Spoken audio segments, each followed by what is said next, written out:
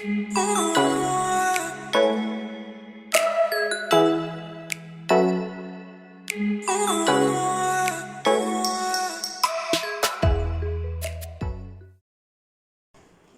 good morning, guys. Hello. Yes.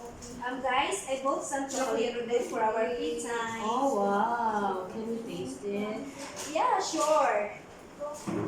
Wow, it looks yummy. And it's yummier when we taste it. Yeah, I baked this because I'm planning to build a business. Ooh, that's a good idea, right?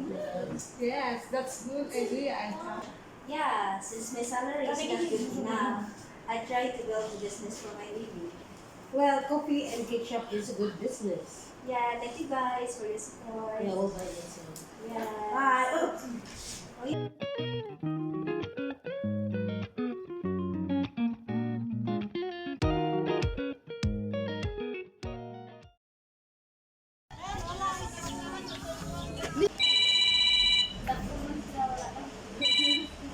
Yes. How much? Can you help me as soon as possible so that I can get the business permit and all the papers? I just need to contact Rolando. He works at BIR. He can help us. Also, I could process your other documents. Yes.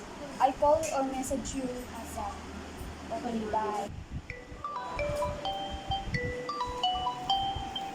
Hello, ma'am. Hello, Rolando. Can you come to my office right now? Yes, ma'am. I'm coming. Good afternoon, ma'am. What can I do for you, ma'am? I have a private client who needs a certificate of BIR. And it's so private, confidential. You already know what to do. Okay, ma'am. I understand.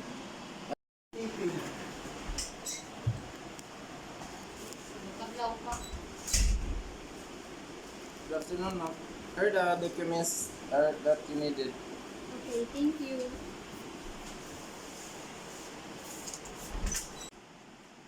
Hello, Miss Agpalo. Your barangay clearance, tax declaration, special permits and other clearances. Also, the BIR certificate is already here. You can get it now.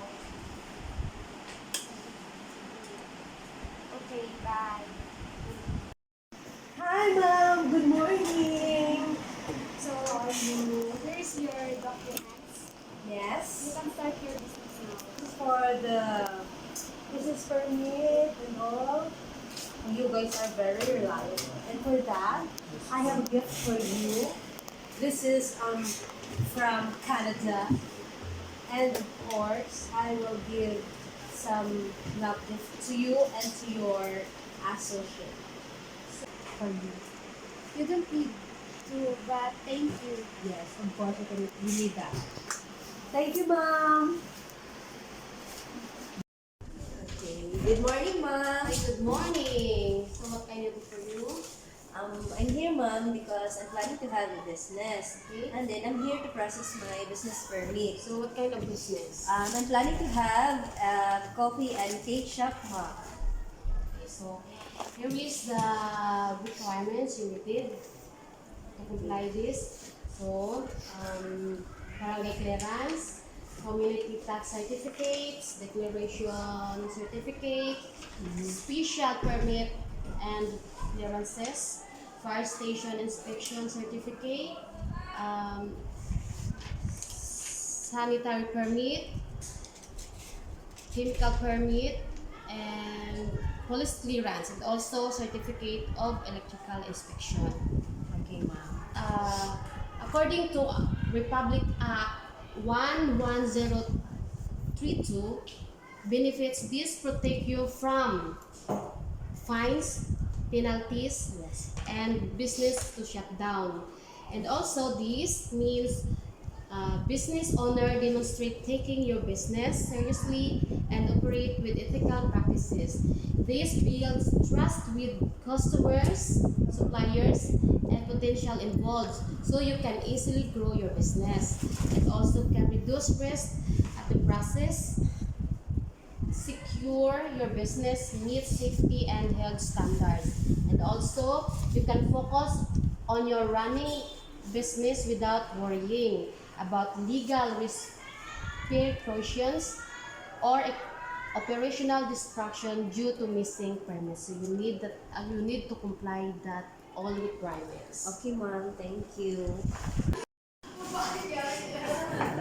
Okay, ma'am, here is your complete BIR document. So, ma'am, you can go to your barangay na to process your business permit. Okay, ma'am. Thank you. Thank you. Good luck for your Thank you, business. ma'am. By the way, ma'am, can I ask a question? Yes, of course. About what? About my office mates, ma'am. What about her? Because she is running her business permit right away. And then my concern is she get her business permit right away. Oh, really? Well, I know that situation since of the people nowadays doing some monkey business. Yes, ma'am. I'm just surprised because she is operate her business right away with short period of time. Oh, I see. Okay, then I will raise this problem to our head. Thank you for this information. Yes, ma'am. Thank you, Ellen. Hi, ma'am. Good day. Yes, Gina P, what can I do for you? Ma'am, I'm just raising a concern about some people who's trying to get a business permit. So, what is the problem? Well, some of this is trying to settle with those fixers. May I know who are those people so that I can connect with the authority? Yes, ma'am. I'll tell you the names. God, while investigating, maybe we can nothing them to visit the office to face their consequences so they will be punished. Okay, ma'am. Noted. Excuse me, sir. Ma'am, Yes, sir. you're under arrest. For what, sir? We didn't do anything wrong.